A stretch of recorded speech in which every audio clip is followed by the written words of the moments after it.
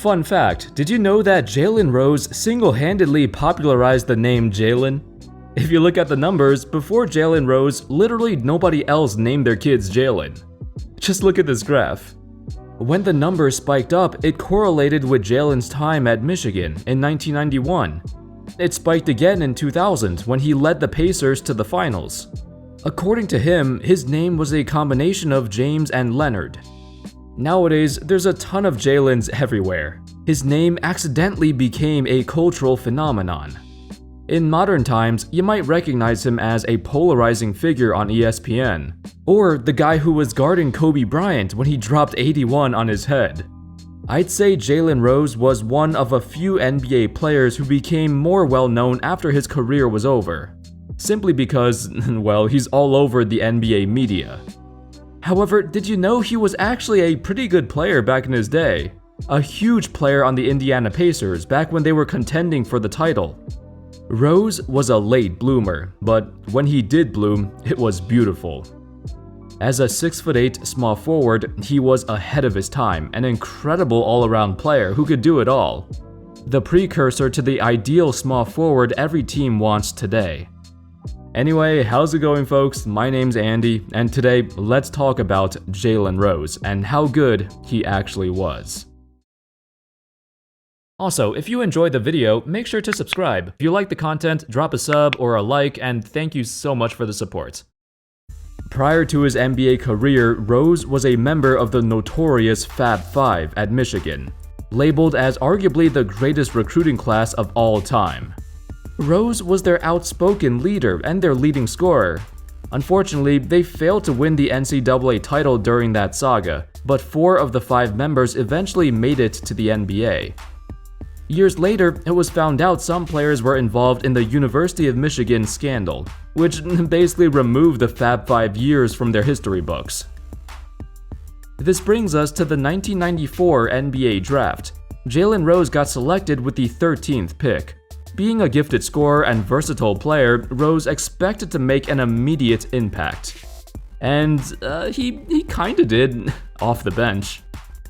For his first 2 years in Denver, they had like 3 other guys at his position who got more minutes and more touches than he did.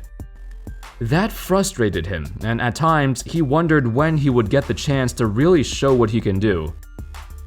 Even after a trade to the Indiana Pacers, it took Rose a long time to just become a consistent starter. There were constant questions on what position should he really play, with the team using him as a backup shooting guard, but Rose preferred to play point guard. According to Rose himself, he stated, "Reggie Miller doesn't acknowledge me and Larry Brown tried to ruin me." Partly because to get him to Indiana, the Pacers had to trade away Mark Jackson, one of Reggie's closest friends. But it didn't matter because shortly after, Mark Jackson got traded back to Indiana. Rose's relationship with Larry Brown was a disaster from the start. He said, "He didn't hit it off with me from day one, so what I did, as opposed to just crying out to the public, I just kept working on my game. I stayed away from the world, pretty much. I cut off my phone. I didn't want to hear nobody's opinion of what was going on. I didn't want nobody to come and watch me play that year. It was kind of like I was in jail that season." This treatment might have seemed harsh, but back then, his reputation was in the gutter. According to Ira Burko of the New York Times, this is how he described the situation.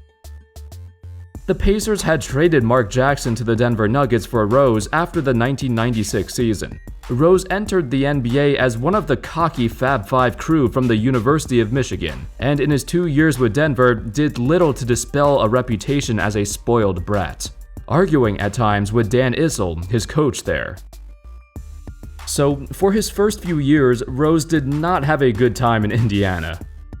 That would all change when Larry Bird took over as head coach. For the first time of his career, he had a true position. Bird saw his potential at small forward. In fact, he saw himself in Rose. Someone who could truly do so much for the team and could fill in all the gaps. The result was well worth it. In the span of a single season, Jalen Rose went from a struggling role player into an absolute stud, the leading scorer of the Pacers. His scoring output basically doubled, and he was now the main focus on offense. That versatility he showed in college was put on full display in the NBA. His playmaking and passing was a sight to behold, and now it certainly makes sense why he always wanted to be a point guard. Instead, he embraced his role as a point forward, kinda like a non-superstar version of LeBron. Rose was named the NBA's most improved player. However, like most wing players of his era, he fell in love with shooting long twos. Over half his shots came from mid-range, which isn't exactly the most efficient. But he was very good at them. In most years, he hit over 45% of them. That's an incredible mid-range percentage. But then you add on his threes and you end up with over 70% of his total shots coming from outside the paint. Since his game was so jump shot oriented, this brought upon consistency issues. It was common to see Jalen have nights where he's completely off his game. If there's one thing he didn't lack though, it was confidence. Oh, he sure had a lot of confidence. A reporter once asked Larry Bird a question regarding Jalen Rose about whether or not he could be the franchise player of the Pacers once Reggie Miller retires. Bird responded, "His concentration is key. If he could concentrate through practices and games, I think his game would improve 15–20%. And that would put him over the top. Some days in practice, he's just not there. He won't work on his game as hard as I would like him to. One of Jalen's problems is he doesn't think anybody can guard him, but they can. But I have great respect for the kid. I like him, that's why I play him." Everything came together in the 2000 NBA playoffs. Rose had a breakout postseason run, and this was the year the Indiana Pacers reached the finals for the first time since the 1970s. In the finals, he even outplayed Kobe, outscoring him and held his own. Overall, it was a great team effort on Kobe, but Shaq basically killed everyone. Rose as an individual was never known to be a great defender. For much of his career, he was slow-footed, and he had trouble staying in front of anyone. But of course, he also had his moments, though it was few and far between. Of course, Kobe eventually got his revenge. Regarding Rose's defense, even his old coach in Denver said he was lazy and lacked motivation on that end of the floor. And sadly, as his career progressed, that didn't change much. While the Pacers ultimately lost, most reporters gave credit to Rose for being the guy who lifted them over the top. In the waning days of Miller's career, Rose gave the team hope that they could make one last push to the title. Sadly, it didn't work out. Unfortunately, that 2000 playoff run would be the peak of Jalen's career. While he continued to average about 20 points per game in the seasons after, his teams were struggling. A trade to the Chicago Bulls saw him become the leader of a team trying to tank. And while he put up even better stats, Rose grew frustrated of losing over and over again. It took another 6 years for Rose to make another appearance in the playoffs, this time with the Phoenix Suns, but at this stage of his career, it was pretty much over. Rose retired in 2007 at the age of 34. So, how good was he actually? Well, at his peak, he certainly looked very good. He was a true do-it-all small forward, a guy who struggled to find his niche in the NBA until Larry Bird gave him the chance. For a couple years, he was one of the best small forwards in the league, during a time when there honestly weren't that many good ones. There were a lot of great power forwards and shooting guards, but the small forward position was extremely weak. Teams just didn't know what to expect out of that position, because in this era, the game was so slow. The role of the small forward became lost. And most small forwards were focusing on defense. Like, for example, Tayshaun Prince and Bruce Bowen, Devin George. Rose was not like that. He had a prominent impact on how the position is played in the modern era.